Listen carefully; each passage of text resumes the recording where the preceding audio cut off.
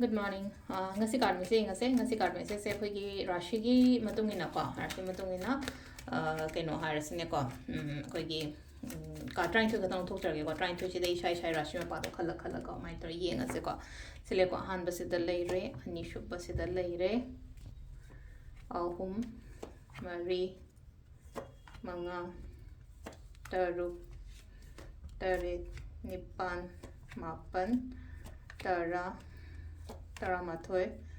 Taranithoi. Quite a handbook, quite a handbook. We give Meshrashigi and say, Meshrashigi first, Secosila say, Pudong Jabagumaka, Macrala, and a Pirico, Meshrashi, Anishuboko, Brishagi, or in a Sedale, say in a Kalaga, in a Ninga Galeriba, do Tabok to Tobivoka, a home suboko, Metun Rashi, gonna say, Wakan White, Abokota, some Kandalagasum Lagan, a topa lambi, a topa wig, Umbaka, my 3 years, but I had a no white abroad, some. Ya the bagot the kandu shropo the atopama ying viva copy boka karkat rashiko migi help kumba kai gumba krato ko angamba haras neko migi help haraga the I late ten haraga so kitang ay nangam jaba credit over the I no got mating haras ne pesha nabu oiro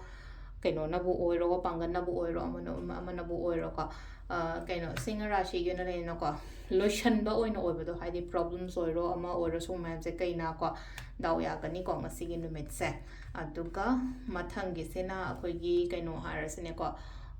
tularashi gi su success and positivity la eko duga kaino gi wena susle no ko nangi laiba khara dudagi he na to bayari ko brichik rashi gi wena hara agate aduga next ta dhanu gi je wakhan nungai ta khotaba khatang di laire ko seda ko next ki sena akoigi makkar gi su ngai ga lei khara ko la ko budi la kani tapna la phai dune ka